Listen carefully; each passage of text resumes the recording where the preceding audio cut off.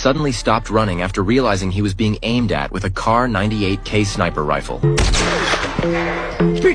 Even when a runaway car came barreling toward him, he paused again. After calculating the timing in his head, he bent down at the perfect moment.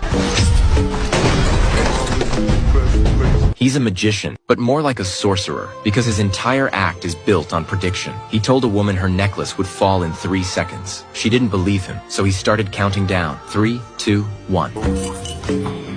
Somebody say spooky? Cage has the ability to see 2 minutes into the future. With this ability, he lives carefree and never runs out of cash. Whenever he's low on money, he just walks up to a slot machine, hits the button, and wins the jackpot. Even though he could win any bet, Cage never places big wagers. He knows that being too flashy draws attention. You can only shear a sheep little by little, so he always stops while he's ahead and keeps a low profile. Despite his extreme caution, his unnatural winning streak eventually caught the attention of the casino manager. The manager and his team had heated discussions, but couldn't figure out how Cage was cheating. At one point, it even seemed like Cage sensed the surveillance. He suddenly looked straight into the camera. He's looking right at us.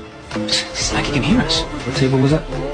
27. The casino manager immediately ordered his team to detain Cage. But already aware of what would happen, Cage calmly stubbed out his cigarette and walked to the counter to cash out his chips and make his escape. Right then, a robber appeared out of nowhere and pulled a gun without saying a word. Snapping out of the future vision, Cage quickly neutralized the threat before the robber could act. But when security arrived, they mistook him for the aggressor. Knowing he couldn't explain, Cage took off running. The casino manager ordered all exits sealed. With his ability to see 2 minutes ahead, Cage had already mapped out his escape. First, he pretended to blow his nose and easily avoided the first guard. Next, at a corner, he lit a cigarette and bent down to tie his shoe, dodging the second guard. Then he leaned back against a slot machine, taking a deep drag, just in time to avoid the third guard's line of sight. He stopped to glance at his watch, which conveniently helped him slip past the fourth group of guards. Turning quickly into a hallway, he brushed right past the fifth guard. Watching this unfold, the head of security in the control room was absolutely livid.